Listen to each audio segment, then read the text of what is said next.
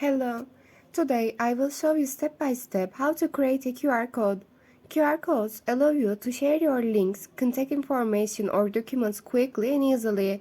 Whether it's a website link, Wi-Fi network or text, you can make information accessible in seconds with QR codes. If you want to see more informative content like this, don't forget to subscribe to our channel and like our video. First, open your browser and go to QR code generator site into the address bar.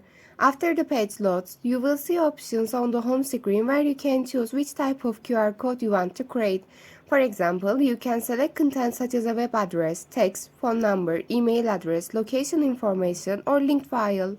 After determining the contact you want, enter your data in the relevant box.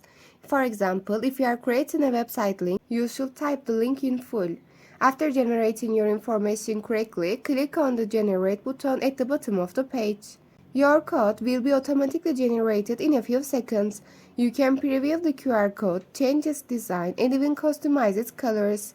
After creating your QR code, you can download it to your computer using the Download, Save as PNG, or Export buttons at the bottom of the screen.